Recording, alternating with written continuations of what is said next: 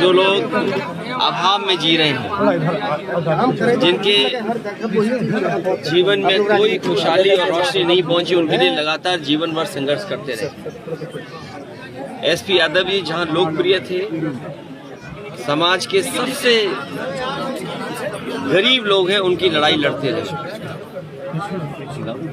Samajwadi party के वो संस्थापक नेता रहे। यहाँ की जनता ने कई बार उनको चुनकर के विधानसभा में पहुंचाया।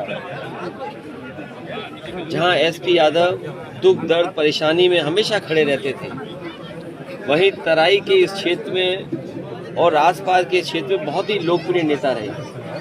हम लोगों ने उन्हें खोया है। हमारी पार्टी की और इनके परिवार की बहुत क्षति हुई है।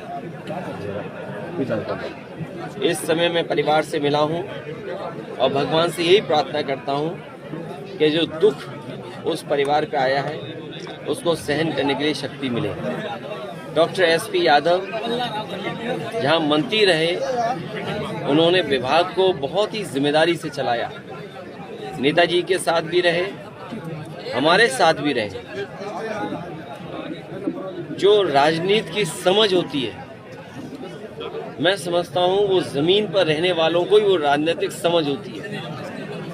और जिन लोगों ने उनके शुरुआती दौर से देखा होगा, वो जानते होंगे कि जीवन में कितना उन्होंने संघर्ष किया, कैसा समय देखा होगा उन्होंने। और राजनीति के तमाम संकट और राजनीति के तमाम उतार चढ़ाव से निकल कर के आकर के उन्होंने राजनीति में एक स्थान बनाया।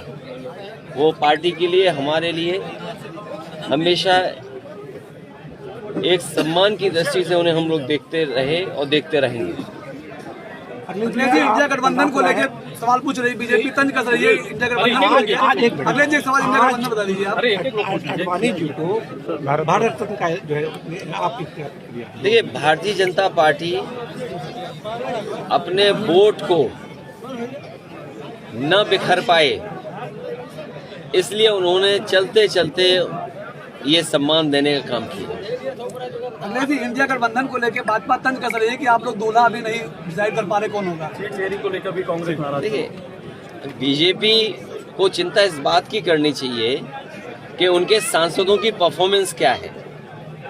यहाँ तो मान लीजिए गठबंधन के सांसद जीते थे, लेकिन उत्तर प्रदेश की सरकार उनकी रही, दिल्ली की सरकार उनकी रही। लखनऊ से चल कर के मैं बलरामपुर आया और मैं नीचे नीचे देखते आया कि अगर कहीं भी उन्होंने कोई कारखाना लगवाया हो तो बता दें हमें। जो आरोप समाजवादियों पे लगाते थे, अरे डबल इंजन की सरकार और इन्वेस्टमेंट कितना, 40 लाख करोड़। अभी जो आपने गवर्नर स्पीच में पढ़ा होगा, 40 लाख करोड़ का अगर इन्वेस्टमेंट यूपी में आ रहा है तो बलरामपुर में निवेश क्यों नहीं आ रहा, गोंडा में निवेश क्यों नहीं पहुंचा है? और इतने बड़े पैमाने पे जो बेरोजगारी है, इसका जवाब क्या है उनके पास? महंगाई का जवाब क्या है उनके पास? तो बीजेपी को चिंता करनी चाहिए। उनका सब सांसद इस संकट में है कि कहीं उनकी टिकट तो नहीं कट रही है। और जो हमें जानकारी मिली थी, मैंने पहले भी कहा, फिर दोहराता हूं उस बात को, कि सभी सांसदों की उनकी टिकट कटने जा रही है।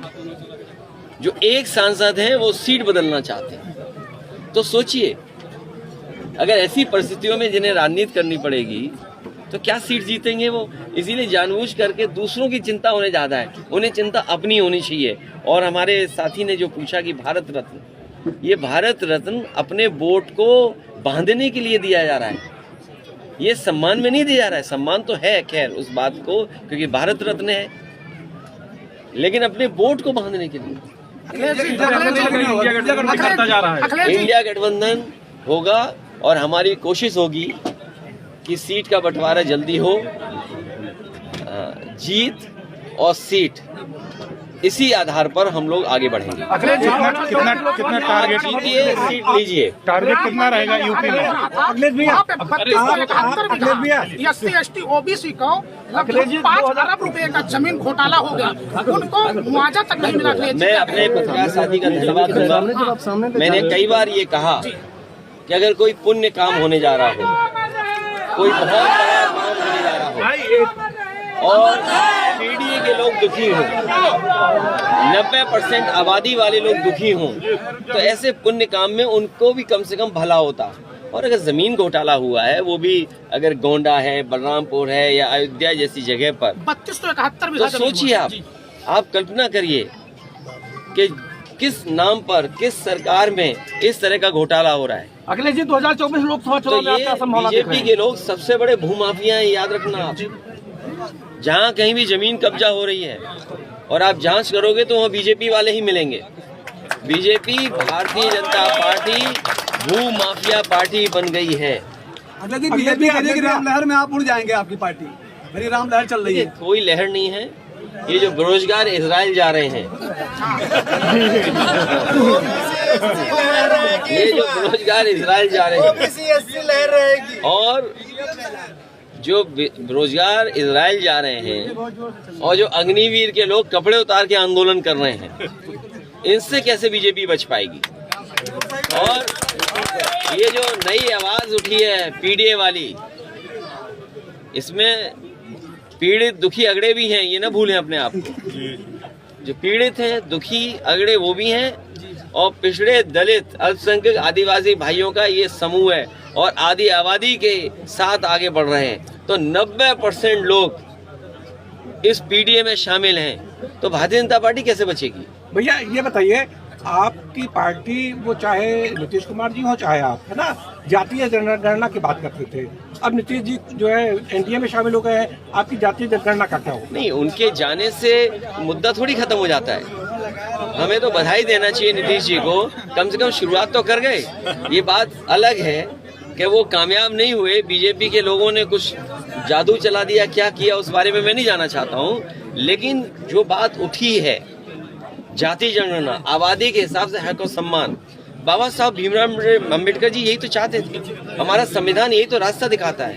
हमारा संविधान ये कहता है कि हर जो पिछड़े दलित हैं उनको विशेष अवसर मिलने चाहिए, जो अल्पसंख्यक हैं उन्हें विशेष अवसर मिलने चाहिए। तो आखिरकार क्यों नहीं मिले। तो उस दिशा में जो काम किया है, अगर वो काम पूरा नहीं कर पाए हैं तो समाजवादी लोग उस काम को पूरा करेंगे। आप भारत जोड़ो यात्रा में शामिल होंगे? देखिए, मुश्किल तो ये है कि कई बड़े आयोजन होते हैं, बड़े कार्यक्रम होते हैं, हम लोगों को निमंत्रण ही नहीं मिलता। तो अपने आप क्या मांगे हम निमंत्रण। जैसे राम मंदिर में तो निमंत्रण मिला था आपको, अपने आप मांगने से मिला। जब आवाज उठाई हम लोगों ने कि बताओ हमारा घर गंगा जल से धोया, तब सुनने में आया कि उन्होंने कहा निमंत्रण दे दो, ठीक है इनको। अभी आप गए नहीं, कब तक जाएंगे दर्शन करने? वो समय आएगा। मैंने आपसे कहा कि ये देखिए, जो समय है, समय के हिसाब से सब चीजें होती हैं, अखिलेश जी, और भगवान हमें बुलाएंगे तो हम जाएंगे। और कब उनकी इंडिया गठबंधन बनेगा नहीं बनेगा, कब इच्छा हो जाएगी बुलाने की, अब ये तो भगवान ही जानते हैं। अखिलेश जी, इंडिया गठबंधन बनेगा, इंडिया गठबंधन बनेगा। अगर उससे अलग कोई बात कितनी शेयरिंग आप चाह रहे हैं यूपी में? कितनी नहीं, गठबंधन को देंगे? जीत ही है, जो जीते वो सीट ले। जीत ही आधार है हमारा बंटवारे का सीट। वो तो जीत तो बाद में होगी, पहले तो बंटवारा नहीं, होगा। आप भी कुछ चीजें जानते हो। मान लीजिए श्रावस्ती है, ये जिला है, गठबंधन जीता था। आप और हम जानते हैं कि क्या समीकरण होना चाहिए। अगर बीजेपी ये कदम उठा दी तो हम ये कदम उठाएंगे, तो उसमें क्या दिक्कत है। तो जब समीकरण से चुनाव हो रहा है तो हम भी अपना समीकरण से इंतजार करेंगे। वेट एंड वॉच क्यों? नहीं, वेट एंड वॉच क्यों, हमने देखा नहीं आपको अनाउंस कर दी सीटें, तो हमें पता है कि समीकरण क्या बनाना है। कांग्रेस करी, हमसे पूछा नहीं गया। नहीं, ये जिस स्तर पे बात होनी चाहिए थी उस स्तर पे बात हुई है, और जानकारी जिस स्तर पे देनी चाहिए उस स्तर पे जानकारी दी है, और गठबंधन होगा, बातचीत हो रही है, और लगातार हम लोगों का प्रयास रहेगा कि गठबंधन मजबूत हो। Thank you.